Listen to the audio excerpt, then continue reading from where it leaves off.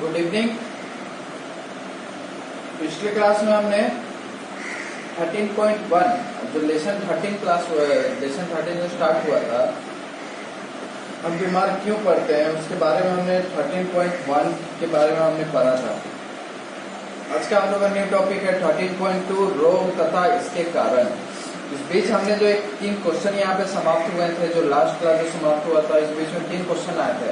आशा करते हैं सभी को इस 3 क्वेश्चन को बना चुके होंगे और इन्हीं अंदरूनी जो क्वेश्चन जो पाए जाते हैं, जो प्रश्न के तौर पर यहाँ पर पूछे जाते हैं, उन्हें आप लोगों को क्या करना है कि कॉपी में नोट डाउन करना।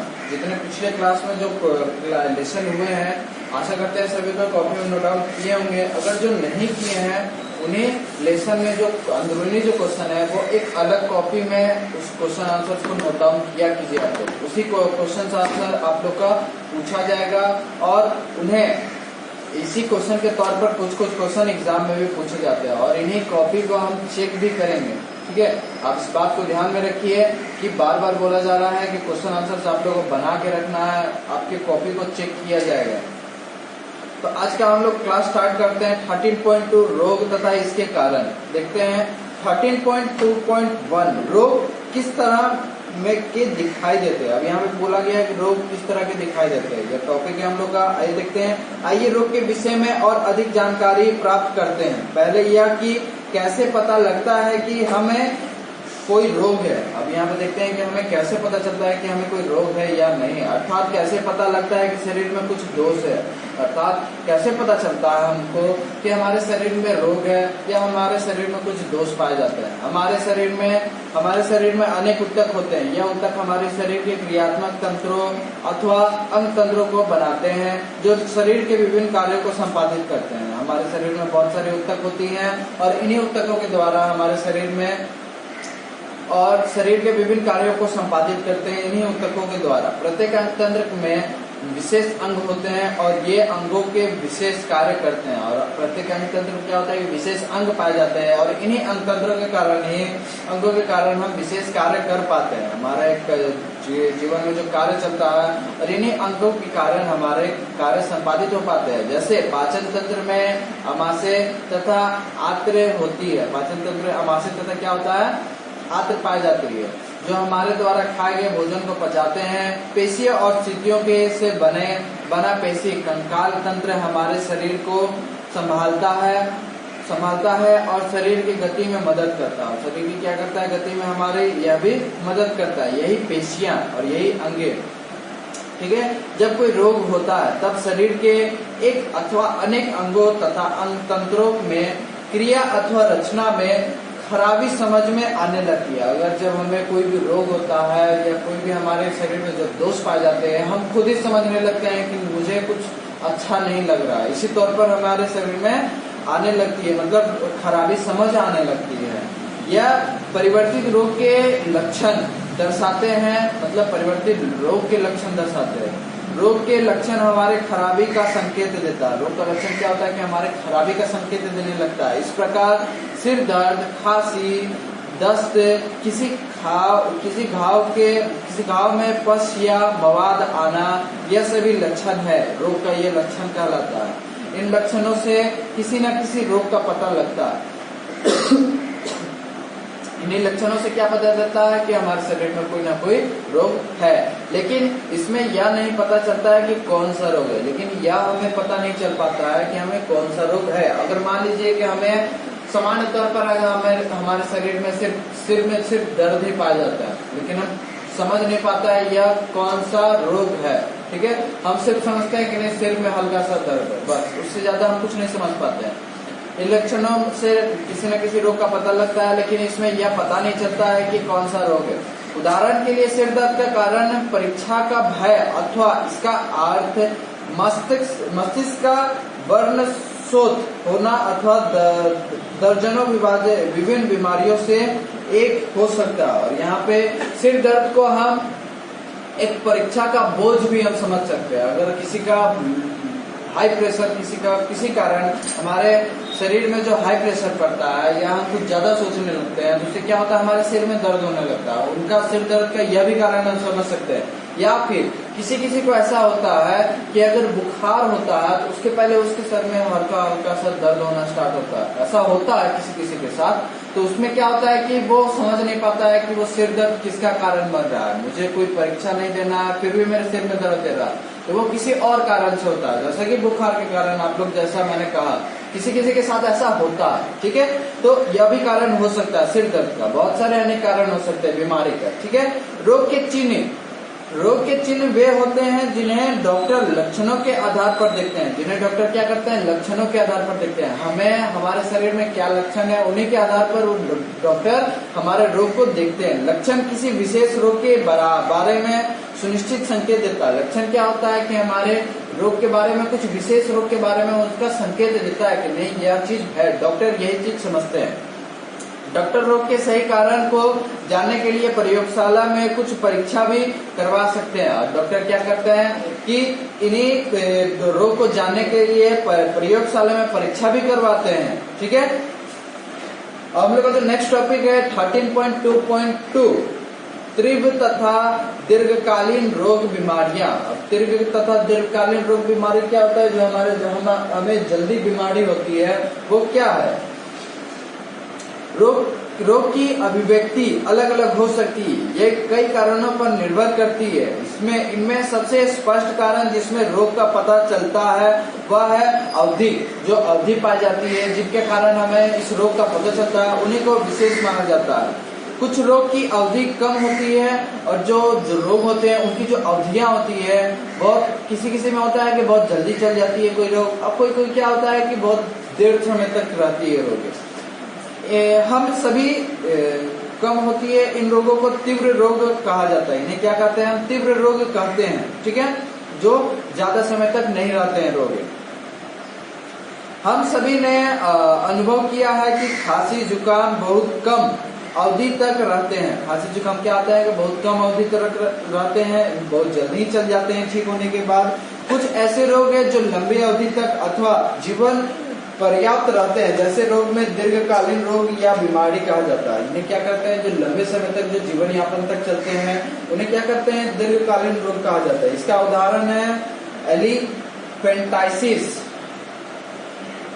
फिलपाव रोग है, जिनमें इनका जो उदाहरण है फिलपाव रोग है उनका उदाहरण। यह भारत के कुछ क्षेत्र हैं, बहुत आम बात है। या भारत के कुछ क्षेत्रों में बहुत कम आम बात है। या भारत के कुछ क्षेत्रों में क्या होता है कि यह बहुत कम आम बात कहलाता है, ठीक है। इस बीच में एक क्रियाकलाप दिया है 13.4 देखते हैं। निम्न का पता करने के लिए आपके आस पड़ोस का पर्यावलोकन कीजिए। पर्यावलोकन कीजिए मतलब पर्यावरण का अवलोकन कीजिए। पिछले 3 महीनों में कितने लोग तीव्र रोग के ग्रसित हुए हैं। पिछले 3 महीनों में कौन कौन से व्यक्ति तीव्र रोग से ग्रसित हुए हैं। पिछले 3 महीनों में कितने लोग दीर्घकालीन बीमारियों में से ग्रसित हुए। यह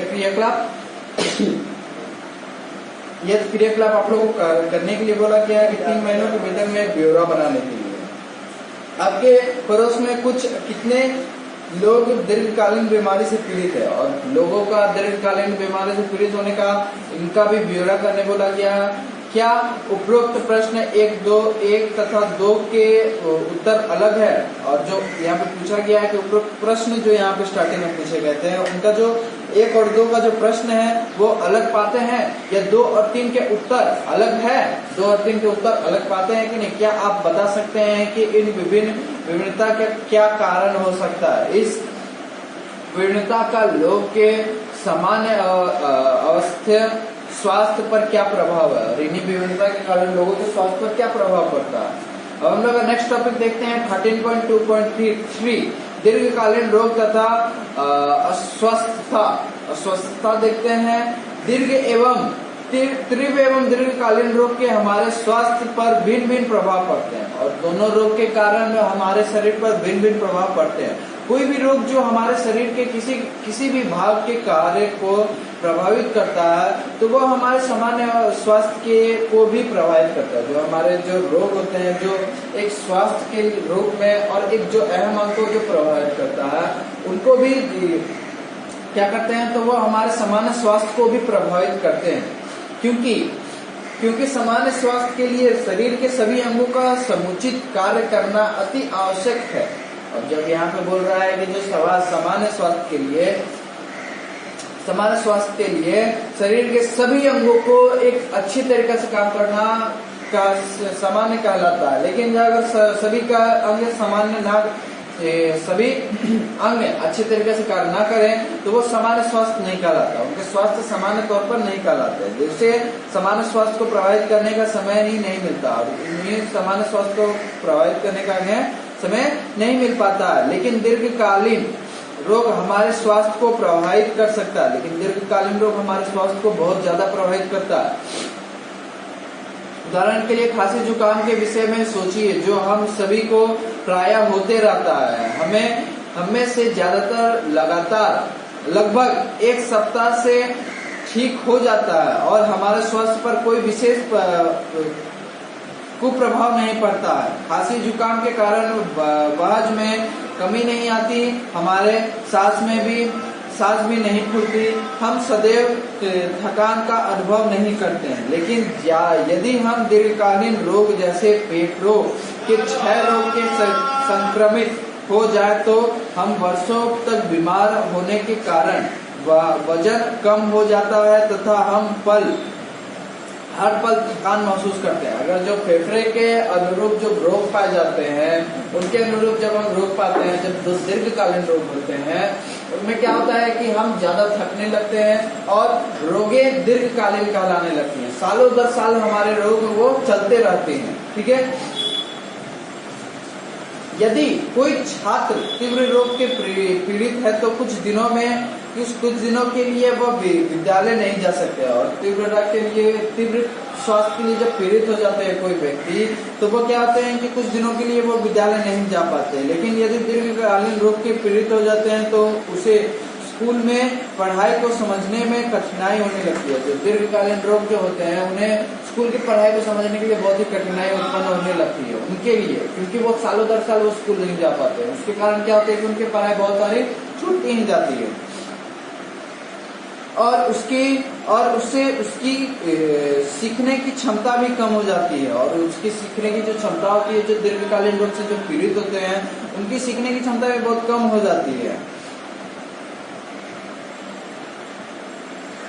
कम हो जाएगी, अर्थात वो काफी समय तक अस्वस्थ रह सकता है। इसलिए दीर्घकालीन रोग तीव्र रोग की अपेक्षा लोगों के स्वास्थ्य पर लंबे समय तक विपरीत प्रभाव बनाए रखता है। और जो दीर्घकालीन रोग है, तीव्र रोग के प्रति मतलब उसके अंतर के तौर पर दीर्घकालीन रोग ज्यादा प्रभावी होता है और वो लंबे समय तक विपरीत प्रभाव डालता है, ज्यादा घातक तौर पर कहलाता है। ठीक है, हम लोग का नेक्स्ट टॉपिक देखते हैं 13.2.4 रोग के कारण। अब रोग के कारण क्या कहलाते हैं वो देखते हैं। रोग के होने के क्या कारण होते हैं, रोग के होने के क्या कारण हमें कहलाते हैं। जब रोग होने के कारण के विषय में विचार किया जाता है तब हम यह याद रखना चाहिए कि इसके कारणों के बहुत से स्तर होते हैं, इनके कारणों के बहुत सारे स्तर कहलाते हैं। आइए एक उदाहरण लेते हैं। यदि कोई छोटा बच्चा पतले दस्त मतलब लूज मोशन पतले दस्त के से ग्रसित हो तो यह कहा जाता है कि किसी कारण वायरस है, मतलब कोई भी कारण उनके शरीर में वायरस पाता है, यही कारण वो पतले दस्त का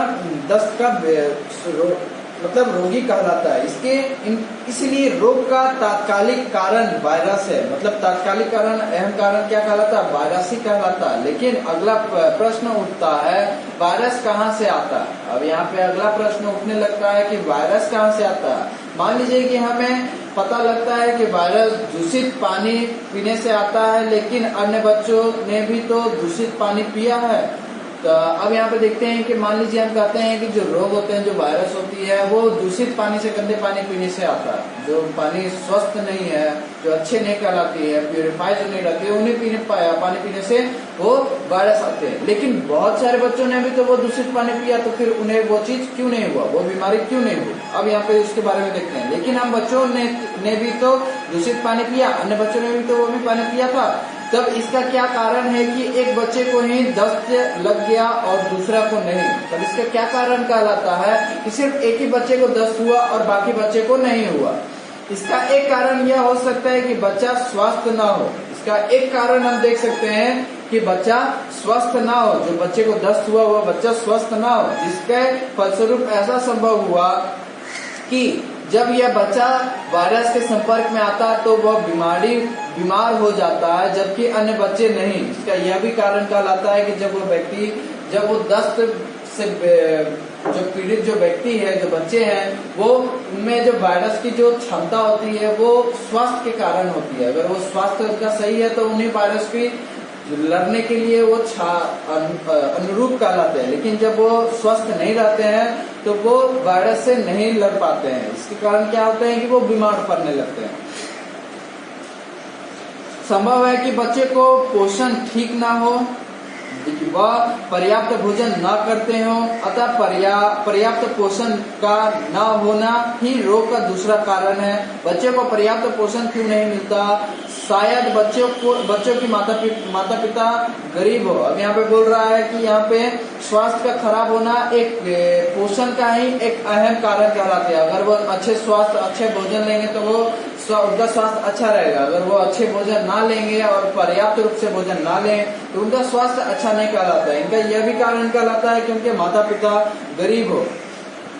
शायद तौर पर हम इन्हें यह भी कह सकते हैं जिनका स्वास्थ्य ज्यादातर खराब रहता हो। यह भी संभव है कि बच्चे के अवांछित भिन्नता हो जो वायरस के संपर्क में आने पर पतले दस्त से प्रभावित हो जाते हैं। और यहाँ पे बच्चों का अनुवांशिक गुण भी कहलाता है, अनुवांशिक भिन्नता भी पाई जाती है, जिनके कारण क्या होता है कि जब बच्चे वायरस के संपर्क में आते हैं तो उनकी बीमारी तेजी से बढ़ने लगती है और वो दस्त के शिकार हो जाते हैं। ऐसा भी होता है कि केवल अनुवांशिकता विभिन्नता अथवा कम पोषण भी बिना वायरस के पतले दस्त नहीं उत्पन्न हो पाता। और यहाँ पे केवल अनुवांशिक विभिन्नता अथवा कम पोषण भी बिना वायरस के पतले दस्त नहीं उत्पन्न हो पाता। अब यहाँ पे सिर्फ इन्हीं कारणों से पतले दस्त का उत्पन्न नहीं हो पाता, और भी बहुत कारण है, लेकिन यह भी रोग के कारण में सहयोग बनता है। यह भी क्या होता है कि रोग के कारण में सहयोगी तौर पर कहलाते हैं। बच्चे के लिए साफ जल उपलब्ध क्यों नहीं था? अब बच्चे के लिए यहाँ पे बोला जाए कि साफ जल उपलब्ध क्यों नहीं था? शायद यहाँ बच्चों का परिवार रहता है, वहाँ पर गरीबी खराब या वहाँ पर खराब जन सेवाओं के कारण स्वस्थ जल उपलब्ध ना हो, जहाँ पे वो रहते हो वहाँ पे स्वस्थ जल उपलब्ध ना हो। इस प्रकार गरीबी और अन्य सेवाओं की उपलब्धता बच्चों की बीमारी के तीसरे स्तर के कारण है। अब यहाँ पे उपलब्धता जो है बच्चों की बीमारी का तीसरा स्तर का कारण कहलाता है। इस प्रकार अब यह स्पष्ट हो गया है कि सभी रोगों के तात्कालिक कारण एवं सहायक कारण होते हैं। तो रोगों के जो होते हैं तात्कालिक कारण होते हैं और सहायक कारण भी होते हैं। लोगों को सहायक तौर पर जो बढ़ावा देते हैं उनके सहायक कारण भी होते हैं, तात्कालिक कारण भी पाए जाते हैं। साथ ही विभिन्न प्रकार के रोग होने के एक ही बल्कि बहुत से कारण होते हैं, और एक ही कारण नहीं पाए जाते हैं रोग को उत्पन्न होने के लिए। बहुत सारे कारण पाए जाते हैं उन्हें रोग को बढ़ावा देने के लिए। ठीक है, आज और हम लोग का नेक्स्ट टॉपिक है 13.2.5 संक्रमक तथा असंक्रमक कारक। इन्हें देखते हैं। जब कभी भी रोग के कारण के विषय में विचार किया जाए तो हमें जन स्वास्थ्य और सामान्य स्वास्थ्य से संबंधित कारणों को ध्यान में रखना आवश्यक है। जन स्वास्थ्य और समुदाय स्वास्थ्य के बारे में हमें भी सोचना जरूरी कहलाता है जब रोग के कारण विशेष का हो तो। ठीक है, हम इस विषय में और चर्चा करते हैं। रोग के तात्कालिक कारण के विषय में सोचना अच्छा है। रोग का जो तात्कालिक कारण है उनके बारे में सोचना, वो कैसे हुए उनके बारे में सोचना, यह अच्छा कहलाता है, क्योंकि ये दोनों विभिन्न प्रकार के होते हैं और यह दोनों विभिन्न प्रकार के ही होते हैं। रोग के कारण का एक वर्ग है, रोग के कारकों का एक वर्ग कहलाता है। कौन से वर्ग? सकारात्मक कारक जो ज्यादातर सूक्ष्म जीव होते हैं। कौन से? सकारात्मक जो ज्यादातर क्या होते हैं? सूक्ष्म जीव होते हैं। और वह रोग जिनके तात्कालिक कारक सूक्ष्म जीव होते हैं उन्हें संक्रामक रोग कहा जाता है। उन्हें क्या होता है कि संक्रामक रोग कहते हैं। यहाँ पे ऊपर में भी जो संक्रामक कारक बोले हैं सकारात्मक नहीं है, संक्रामक है। ठीक है, वह रोग जिनके तात्कालिक कारक सूक्ष्म जीव होते हैं उन्हें संक्रामक रोग कहा जाता है। जो सूक्ष्म जीवों के कारण जो रोग उत्पन्न होते हैं उन्हें क्या कहते हैं? संक्रामक रोग कहते हैं। इसका कारण यह है कि सूक्ष्म जीव समुदाय में फैल सकते हैं तथा इसके कारण होने वाले रोग भी इसके साथ फैल सकते हैं। और जो जीव जो समुदाय में जो फैल सकते हैं, जो सूक्ष्म जीव जो पूरी जगह फैल सकते हैं, वो उनके कारण होने वाले रोग भी उनके साथ फैल सकते हैं। उनके कारण जो रोग होते हैं उनके साथ भी वो फैल सकते हैं। ठीक है। दूसरी तरफ कुछ रोग ऐसे होते हैं जो संक्रामक कारकों द्वारा नहीं होते हैं। और दूसरी तरफ क्या होता है कि जो रोग होते हैं ऐसे होते हैं जो संक्रामक कारकों से नहीं होते हैं, छोटे जीवों के कारण नहीं होते हैं। उनके कारक अलग होते हैं, लेकिन वे बाहरी कारक जो सूक्ष्म जीव नहीं होते हैं वे समुदाय में फैल सकते हैं। यद्यपि ये अधिकतर आंतरिक और असंक्रामक होते हैं। यह क्या होता है कि ज्यादातर क्या होता है जो असंक्रामक होते हैं और आंतरिक कारण होते हैं। ठीक है। उदाहरणता के लिए कुछ प्रकार के कैंसर अनुवांशिक असमानताएं के कारण होती है। अनुवांशिक असमानताएं के कारण होती है कैंसर। उच्च रक्तचाप के कारण अधिक वजन होना, और उच्च रक्तचाप होने के कारण क्या होता है कि किन्हीं का वजन अधिक हो जाता है। और व्यायाम न करना उनके कारण भी बहुत सारे रोग उत्पन्न होने लगते हैं। आप ऐसे ही अन्य असंक्रामक रोग के विषय में सोच सकते हैं, और ऐसे ही आप अन्य असंक्रामक रोग के विषय में सोच सकते हैं। रोग के प्रसार तरीके तथा उनके उपचार की विधियों और समुदाय स्तर पर उनके निवारण की विधियों विभिन्न रोग के लिए भिन्न होती है। और उनका निवारण और उनका रोग का होना बहुत ही उनकी विधि भिन्न कहलाती है।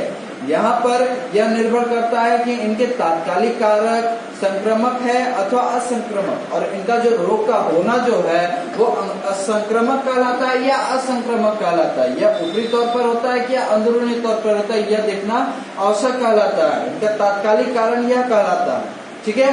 और हम लोग का जो नेक्स्ट टॉपिक है 13.3, जो नेक्स्ट टॉपिक जो स्टार्ट होगा वो हम लोग नेक्स्ट क्लास में देखेंगे। आज के लिए सिर्फ बस इतना ही स्टॉप करते हैं। और दूसरी बात, यहाँ पे जो क्वेश्चन बताए गए हैं, यहाँ पे 2 क्वेश्चन यहाँ पे पूछे गए हैं, और पिछले क्लास में जो 3 क्वेश्चन थे जो नहीं बनाए हैं उन्हें आप लोग बना लीजिएगा। और कोशिश कीजिएगा कि यहाँ पे जो ऑरेंज कलर का और ग्रीन कलर का जिसमें बताया गया है, जो वैज्ञानिक का जो यहाँ पे रुचि बताया गया, उनके सूची के तौर पर बताया गया है, उनको आप लोग पढ़ने की कोशिश कीजिएगा। ठीक है। वो एक्स्ट्रा नॉलेज के तौर पर आप लोग को वहाँ पे बताया गया है। और कोशिश कीजिएगा कि जो रीड करने की विधि जो बताई जाती है उन्हीं विधियों के कारण आप लोग पढ़ने की कोशिश कीजिएगा। ठीक है। और ज्यादातर आप लोग कोशिश कीजिए कि जितने जो शॉर्ट क्वेश्चन आंसर है, जो एक वर्ड के होते हैं, अंदरूनी क्वेश्चन के तौर पर जो निकलते हैं, उन्हें आप लोग छांटने का भी प्रयास कीजिए। ऐसा कि अगर आप लोग मान लीजिए कि कुछ मैंने 10 आप लोग को निकाल के दिया, उस 10 को छोड़ाकर आपने भी कुछ और 10 निकाला, उससे क्या होगा कि ज्यादा क्वेश्चन आंसर बाहर निकल आ पाते हैं। ठीक है। इस बात को ध्यान में रखिएगा। और ज्यादातर घर में व्यतीत कीजिए, पढ़ाई में अपना समय व्यतीत कीजिए, बाहर घूमने का कोशिश नहीं कीजिए, और ज्यादातर बाहरी लोगों के तौर पर मतलब दूसरे लोगों के संपर्क में ना आए। अपने अनुकूल परिस्थिति के अनुसार अपने ही स्वास्थ्य को अच्छा रखें। आप अभी स्वास्थ्य के बारे में ही पढ़ रहे हैं तो ज्यादातर कोशिश कीजिएगा कि स्वास्थ्य को अच्छा रखने का प्रयास कीजिए। ठीक है। Thank you.